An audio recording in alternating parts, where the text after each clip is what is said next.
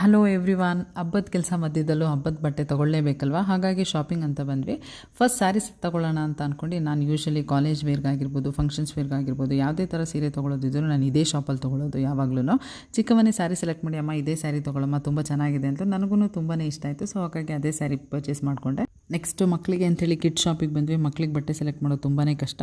ಚಿಕ್ಕವಂಗಂತೂ ಯಾವುದು ಇಷ್ಟನೇ ಆಗ್ತಿರ್ಲಿಲ್ಲ. ಅದೆಷ್ಟು ಸಲ ಚೇಂಜ್ ಮಾಡಿದ್ಲು ಅವಳಿಗೆ ಗೊತ್ತಿಲ್ಲ. ಅಮ್ಮ ಇದು ಚೆನ್ನಾಗಿದೆಯಾ, ಅಮ್ಮ ಅದು ಚೆನ್ನಾಗಿದೆಯಾ, ಅಮ್ಮ ಇದು ಯಾಕೋ ಇಷ್ಟ ಆಗ್ತಿಲ್ಲ ಅಂತೇಳಿ ಕೊನೆಗೆ ಯಾವುದೋ ಒಂದು ತೊಗೊಂಡ್ಲು ಬಟ್ಟೆನ. ಅದಾದ ತಕ್ಷಣ ನನ್ನ ಮಗನಿಗೆ 10 ಮಿನಿಟ್ಸಲ್ಲಿ ಬಟ್ಟೆ ಸೆಲೆಕ್ಷನ್ ಆಯಿತು. ನನ್ನ ಮಗನಿಗೆ ನಾನು ಯಾವ್ದು ತೊಗೊಂಡೋದ್ರೂ ಅದನ್ನೇ ಫೈನಲೈಸ್ ಮಾಡ್ಕೊತಾನೆ. ನಾವು ಶಾಪಿಂಗ್ ಎಲ್ಲ ಮುಗಿಸಿ ಮನೆಗೆ ಬರೋ ಅಷ್ಟರಲ್ಲಿ ಅತ್ತೆ ಮನೆಗೆ ಏನೇನು ಸಾಮಾನು ಬೇಕು ಅದನ್ನೆಲ್ಲ ತೊಗೊಂಡು ಬಂದಿದ್ರು. ನಾನು ಅದನ್ನು ಜೋಡಿಸೋದ್ರೊಳಗಡೆ ತುಂಬಾ ಟೈಮ್ ಆಯಿತು. ಮಕ್ಕಳು ಅಮ್ಮ ನಾನು ಬರಲ್ಲ ಜೋಡ್ಸೋಕ್ಕೆ, ನಾನು ಹೆಲ್ಪ್ ಮಾಡಲ ಅಂತ ಕೇಳ್ತಿದ್ರು.